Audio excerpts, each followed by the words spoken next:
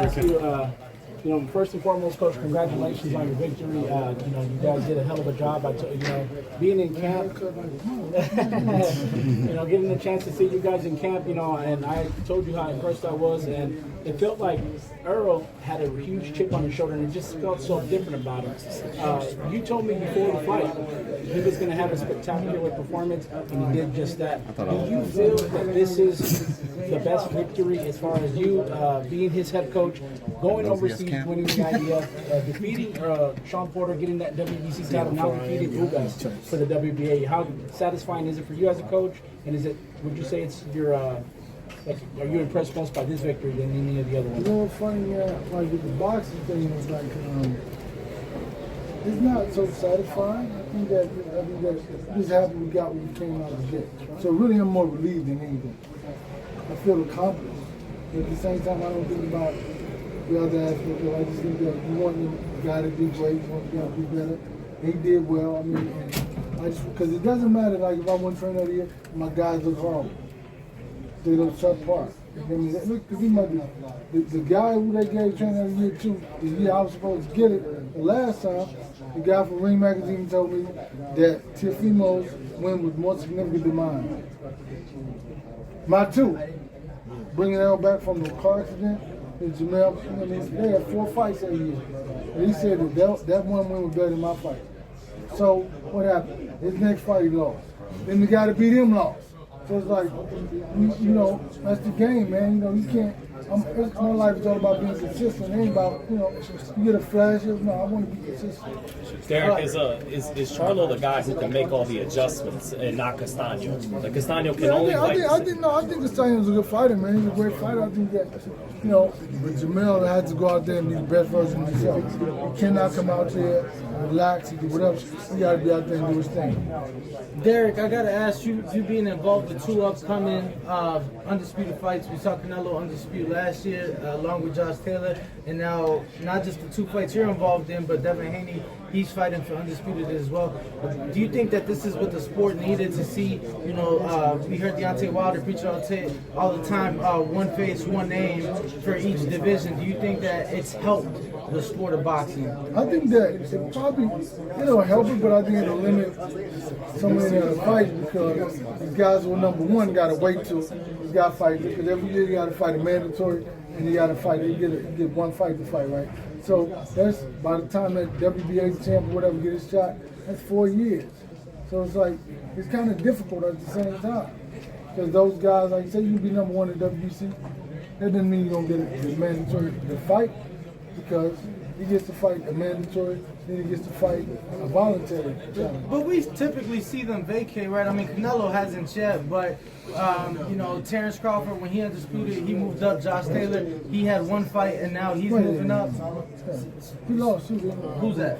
Josh Taylor? He had a close fight against Jack Catterall. I didn't see the fight, but I heard he lost. Derrick, where do you rank this victory in your career with Spence overall? I don't know, man. I'm not. Right? But my thinking is like blank. It's like blank. I'm just happy to get done with it. I mean, really, I feel like a sense of relief. So it's like it's very difficult to even think about that. I just feel like accomplished. I did what I set out to do.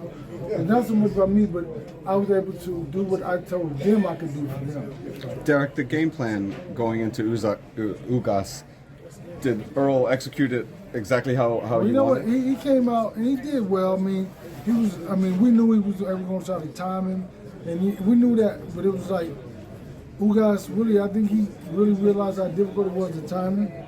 But I think that at the same time he threw a double jab and shot us and threw 3, 4 jabs, jab, and shuffled, chop, shovel steps. And Ugas kept stepping back. So you got to step. And that's what the double jab, he was expecting that. Then after that, I said double jab, and then shuffle and shoot the hook because he's expecting the left hand.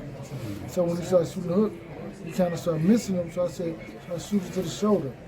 Because when he dipped, I'm going to catch him, so yeah.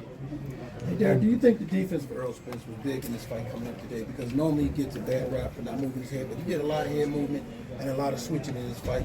What part of the game plan when you guys worked on, when you saw Ugas fight, that you saw that would be a big part of it? Man, Ugas is a phenomenal fighter. I mean, listen, this thing about if you let somebody be great, they're going to be great. That's what he did. When like Ugas, if Errol would have laid back and played, he would have been great. You got to take that. And then with Ugas, the guy that beat that out of him. This is the guy who escaped 6 times and got caught 6 times. From the 7th time, I mean, he has a hell of a lot of fortitude. How do you break a guy? You got to go out there and break him. Break him, like you said, you got to break him and break him. That was the whole thing. There's no way you can beat him. You got to break him. Were you a little surprised he didn't touch the canvas? It was taking a lot of punishment. Think about this. The knockout is a shot. It's over. You may get a little concussed, but to recover from that, he may never fight again. Just too many hard shots. Rib probably broken. He might have rib probably broken. We know his face probably broken. His nose, out over the bone. So it's like the knockout is the best thing that could happen to somebody. The whole taking the beating like that was round after round after round. And I know how hard he punches, man. He'll never be the same, Derrick, right? After that fight. Yeah, I mean, he won't never be the same. Were you surprised the doctor didn't stop it the first time they took a look It at was it? like the referee was like, man, I kept trying to stop the fight. I said, yeah, man, come on, man. It's like, I mean, I know y'all got the Kahibas and the Kahumas or whatever it is, but come on, man, you gotta stop that fight. Kahibas, that's cigar, yeah, boy. No, I know what you I He said had Cohiba. to think about it myself. I had to think about it myself. Did you Derrick, figure out Coach Salas? He's a great coach. I mean, yeah. I told him we're going to Cuba together. I'm going to Cuba. I want to go to Cuba. Derrick, What do you think now that the Cuban government have chose to allow professional boxing for those guys that don't have to defect, they can participate now? Tax revenue. Tax revenue. Everything in the world about tax revenue. Derrick, take me into your emotions on the 6th round when Earl did get hit. He looked a little rocky. It was probably Well, I obviously couldn't was really his best see. round. Well, listen, I really couldn't see it. But I saw him go back. Then after the referee explained to me and he explained to me what happened, it was kind of like, okay, you realize what happened. You know, he got hit while he was on the break, basically. I mean, so, you know, I was like, man, oh my God, like, how this is going to work? But he recovered, man.